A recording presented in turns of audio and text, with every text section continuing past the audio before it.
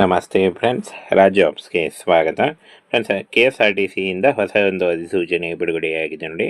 Both male and female, ಪುರುಷ ಮತ್ತು ಮಹಿಳಾ ಅಭ್ಯರ್ಥಿಗಳು ಇಬ್ಬರು ಅರ್ಜಿಗಳನ್ನು ಸಲ್ಲಿಸಬಹುದಾಗಿರುತ್ತೆ. ಹಾಗೆ ಈ ಒಂದು ಹುದ್ದೆಗಳು ಕರ್ನಾಟಕ ರಾಜ್ಯ ಸರ್ಕಾರಿ ಉದ್ಯೋಗಗಳಾಗಿರ್ತವೆ, ಕಾಯಂ ಉದ್ಯೋಗಗಳಾಗಿರ್ತವೆ ನೋಡಿ. ಇನ್ನು ಈ ಒಂದು ಹುದ್ದೆಗಳಿಗೆ ಕರ್ನಾಟಕದ ಎಲ್ಲ ಅಭ್ಯರ್ಥಿಗಳು ಕೂಡ ಅರ್ಜಿಗಳನ್ನು ಸಲ್ಲಿಸಬಹುದಾಗಿರುತ್ತೆ. ಬನ್ನಿ ಇದರ ಬಗ್ಗೆ ಸಂಪೂರ್ಣ ಮಾಹಿತಿಯನ್ನು ತಿಳಿಸ್ಕೊಡ್ತೀನಿ. ಇಲ್ಲಿ ಕಾಣಿಸ್ತಾ ಇದೆ ನೋಡಿ, 12,500ಕ್ಕೂ ಅಧಿಕ ಉದ್ಯೋಗಗಳಿಗೆ ನೇಮಕಾತಿ ನಡೀತಾ ಇದೆ ನೋಡಿ. KSRTC NWKSRTC ಉದ್ಯೋಗಗಳಿಗೆ ಹೊಸ ಅಧಿಸೂಚನೆ ಆಗಿರುತ್ತೆ. ಇನ್ನು ಫ್ರೆಂಡ್ಸ್, ಈ ಒಂದು ಹುದ್ದೆಗಳು ನೋಡಿ ಕರ್ನಾಟಕದ ಎಲ್ಲ ಡಿಸ್ಟಿಕ್ಗಳಲ್ಲಿ ನೇಮಕಾತಿ ಆಗುತ್ತೆ ನೋಡಿ. ಕರ್ನಾಟಕದ ಎಲ್ಲ ಜಿಲ್ಲೆಗಳಲ್ಲಿ ನೇಮಕಾತಿ ಆಗುತ್ತೆ.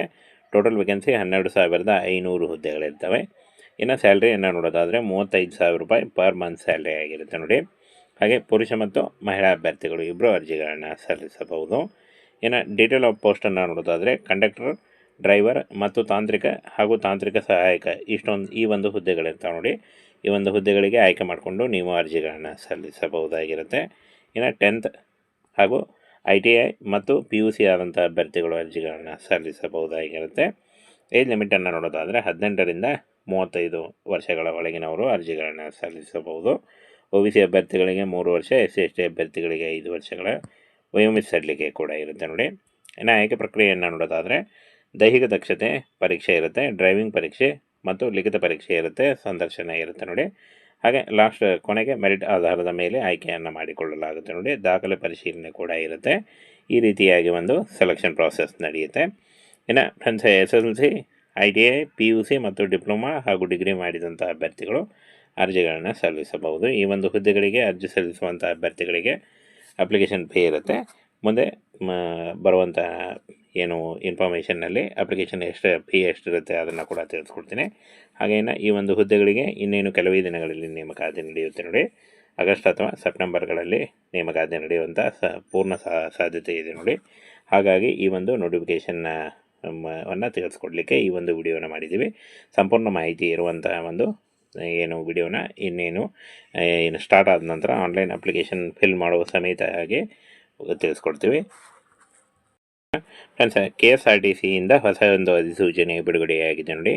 ಬೋತ್ ಮೇಲ್ ಆ್ಯಂಡ್ ಫಿಮೇಲ್, ಪುರುಷ ಮತ್ತು ಮಹಿಳಾ ಅಭ್ಯರ್ಥಿಗಳು ಇಬ್ಬರು ಅರ್ಜಿಗಳನ್ನು ಸಲ್ಲಿಸಬಹುದಾಗಿರುತ್ತೆ. ಹಾಗೆ ಈ ಒಂದು ಹುದ್ದೆಗಳು ಕರ್ನಾಟಕ ರಾಜ್ಯ ಸರ್ಕಾರಿ ಉದ್ಯೋಗಗಳಾಗಿರ್ತವೆ, ಕಾಯಂ ಉದ್ಯೋಗಗಳಾಗಿರ್ತವೆ ನೋಡಿ.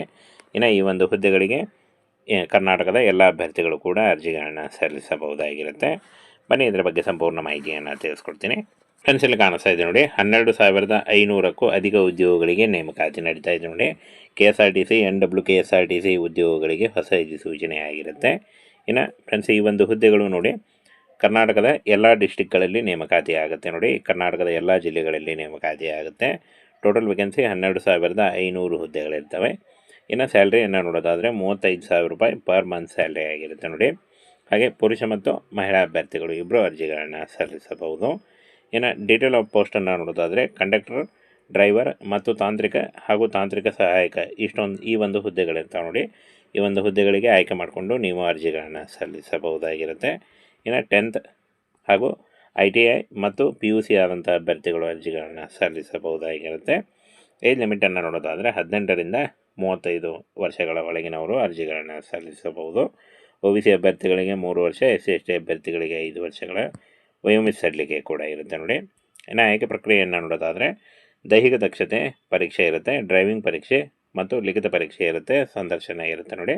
ಹಾಗೆ ಲಾಸ್ಟ್ ಕೊನೆಗೆ ಮೆರಿಟ್ ಆಧಾರದ ಮೇಲೆ ಆಯ್ಕೆಯನ್ನು ಮಾಡಿಕೊಳ್ಳಲಾಗುತ್ತೆ ನೋಡಿ. ದಾಖಲೆ ಪರಿಶೀಲನೆ ಕೂಡ ಇರುತ್ತೆ.